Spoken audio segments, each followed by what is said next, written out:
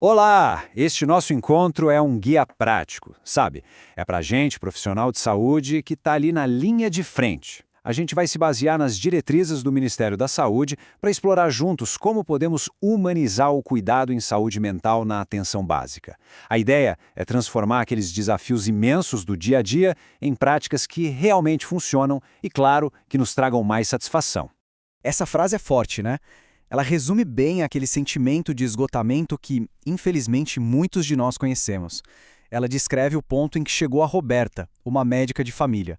A história dela vai ser o nosso fio condutor aqui para a gente entender as pressões da atenção básica e, o mais importante, as saídas para esse ciclo de burnout.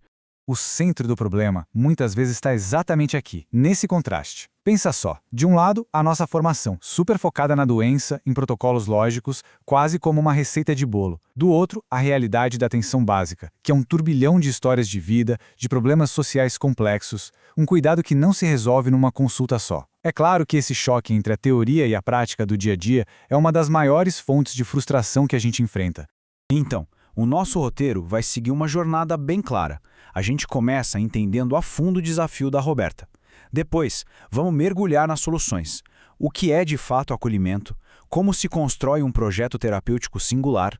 Qual é o papel do NASF nisso tudo? E que ferramentas a gente pode usar? No fim, a gente junta tudo para ver como isso nos ajuda a reencontrar o nosso propósito. Vamos lá então para o nosso primeiro ponto, a história da Roberta. A jornada dela é praticamente um espelho das frustrações que a gente encontra na atenção básica, mas também mostra que existem sim caminhos para a superação. No começo, o trabalho da Roberta era pura satisfação. Ela sentia que fazia diferença porque ia além do óbvio, sabe? Diagnosticou a miopia de um garoto que todo mundo achava que era rebelde. Resolveu a asma de uma família inteira ao descobrir uma infiltração na casa.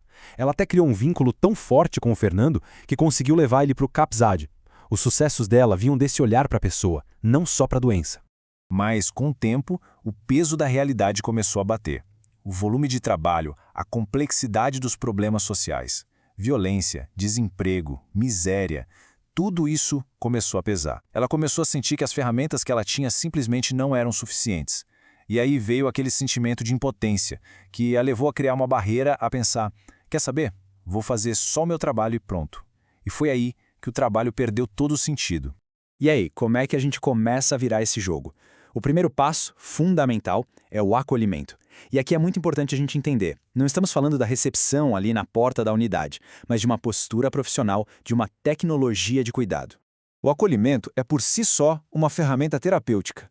É a nossa atitude de escuta atenta que cria um espaço realmente seguro para quem chega, desde o primeiro contato.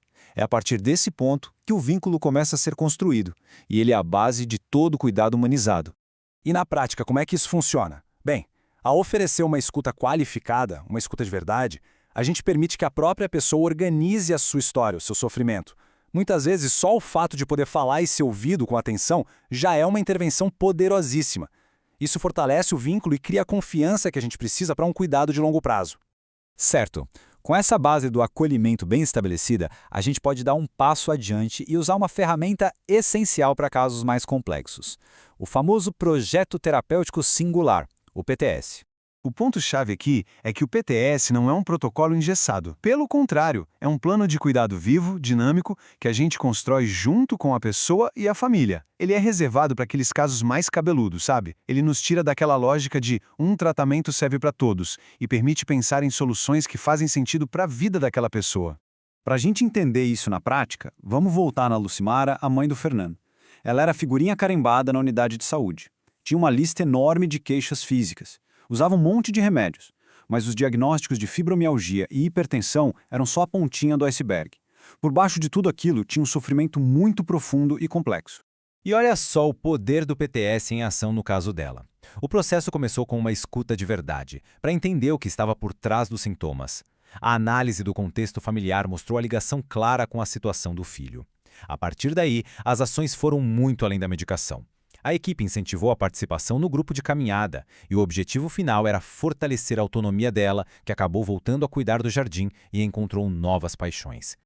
Ok, mas como é que uma única equipe dá conta de um cuidado tão complexo assim? A resposta é simples, a gente não dá conta sozinho. A resposta está no trabalho em rede. É exatamente aqui que entra o apoio fundamental do NASF, o Núcleo de Apoio à Saúde da Família. É essencial ter isso em mente. O NASF não é um lugar para onde a gente encaminha o paciente e lava as mãos, de jeito nenhum.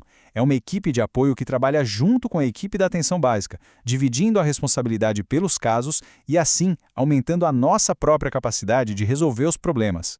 Esse apoio, que a gente chama de matricial, acontece de várias formas. O pessoal do NASF participa das nossas reuniões de caso, faz atendimentos junto com a gente, ajuda a montar o PTS e capacita a equipe. A ideia nunca é o NASF tomar o caso para si, mas sim fortalecer a nossa autonomia, sabe? Ampliar o nosso repertório de análise e de intervenção. Para aprofundar ainda mais esse cuidado singular, vamos agora dar uma olhada em duas ferramentas visuais que ajudam demais a gente a entender a dinâmica complexa de uma família. O genograma é tipo uma árvore genealógica, só que com superpoderes. Além de mostrar quem é parente de quem, ele nos ajuda a visualizar padrões de relacionamento, conflitos, alianças, eventos importantes que se repetem de geração em geração. É como um mapa do mundo interno daquela família. Já o ecomapa complementa o genograma, só que olhando para fora. Ele mapeia como a família se conecta com o mundo, a escola, o trabalho, a igreja, os serviços de saúde, os vizinhos. Ele nos mostra de onde vêm os apoios e também de onde vêm os estresses no ambiente daquela família. Resumindo a ópera, o genograma foca na dinâmica interna e o ecomapa nas conexões externas. Quando a gente combina os dois, a gente consegue ter uma visão completa. Por exemplo, dá para perceber que um conflito antigo entre mãe e filha que a gente viu no genograma está sendo piorado pela falta de uma rede de apoio na comunidade que a gente vê no ecomapa. Com essa visão 360 graus, as intervenções se tornam muito mais certeiras. Ao integrar todos esses princípios e ferramentas no nosso dia a dia, a gente consegue de fato sair de um estado de esgotamento e ir para um lugar de propósito e satisfação profissional renovados. E este é o ponto fundamental. Esse modelo todo não beneficia só o usuário. Ele nos capacita como profissionais. Ele nos dá ferramentas para ir além da receita e do protocolo, tornando o nosso trabalho mais criativo, mais eficaz e, no fim das contas, com muito mais significado. A gente termina com essa mensagem super inspiradora do material de origem. O nosso trabalho não é só tratar doenças. É sobre potencializar a vida, ajudar as pessoas a encontrar novas formas de existir, de se relacionar. É promover uma visão de saúde que vai muito, mas muito além da ausência de doença. E para encerrar, fica aqui essa provocação. A transformação começa na nossa postura de todo dia, em cada escuta, em cada reunião de equipe. Como podemos aplicar esses conceitos para reencontrar o oásis no nosso próprio trabalho? A mudança, com certeza, é possível.